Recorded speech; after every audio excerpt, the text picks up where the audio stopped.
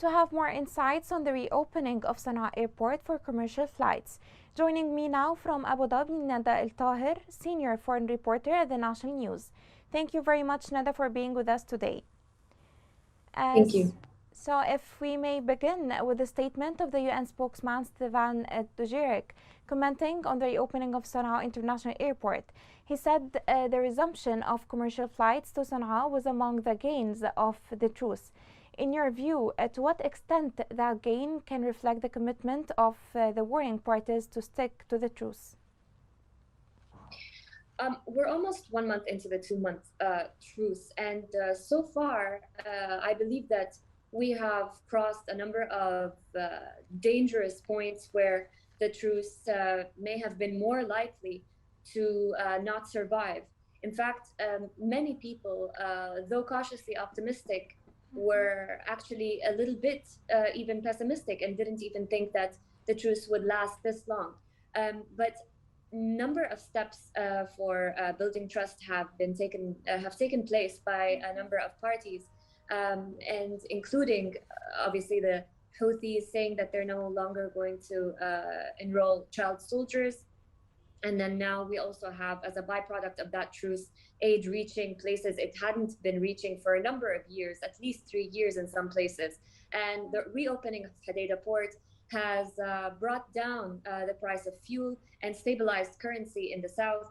And now and obviously the much awaited and long overdue visit by the UN Special Envoy to Sana'a to meet with Houthi officials took place.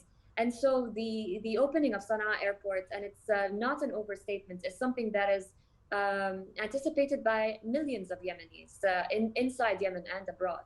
So to say that the truce is going well, it's going well, and it's a byproduct of trust that has been put into the UN process, and hopefully we are going to see ourselves moving past that 2 month point and into something that is more permanent and long lasting.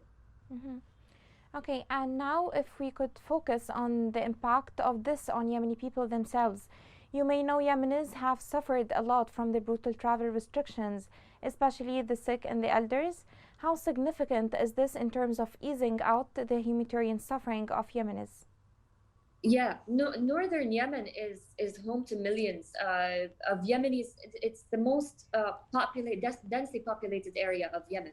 A lot of the diaspora that lives abroad comes from areas that are close to Sana'a, that make more sense to travel to and from through Sana'a. And as mentioned in the report, and this is something that I understood from talking to one of Yemeniya's travel agents in the US. His office was receiving hundreds of calls a day, even before the airport was officially opened, even before a date was announced.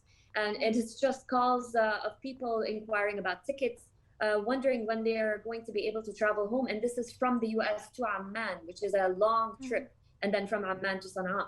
And so this is very, very significant, not only now as we approach Eid, when a lot of people want to come home to their loved ones. Some people want to bring home their children who have known only a country that has been through war for the past 6 years. These children can now meet, their grandparents and their extended families just in time for Eid. And the opposite is true.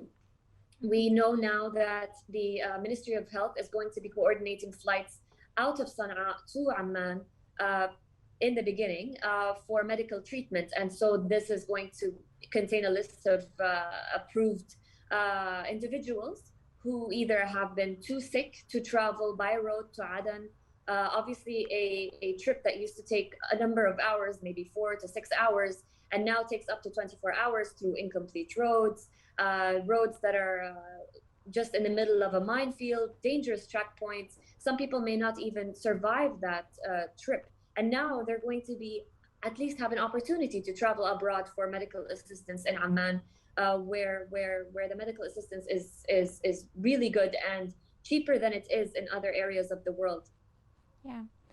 Okay, last point, if you may. Are you personally optimistic that the truce will hold, especially amid reports of Houthi militias violations on different areas?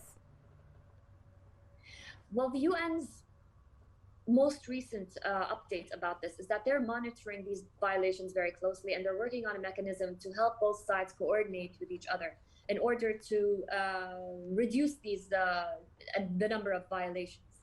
Um, Rarely do we see a truce without a single violation, but uh, given how much the momentum has picked up in terms of the trust building initiatives that are being taken, uh, initiatives that are you know about survival, they're about life and death, and they're about reviving the economy. These steps, and now we have this momentum that has built up to make a truce breaking down a bit less of a let's say less of a imminent Mhm. issue than it perhaps was in the past. And the stakes are too high now for the truce to break down. Too many people's hopes are attached to the steps that are being taken. And for the first time in a very long time, Yemen is making headlines for the right reasons. And there's hope. There's real hope. And I guess it's a great time for this hope now during the month of Ramadan. Okay, Nada, I'm afraid we have to leave it there. Thank you so much for being with us today.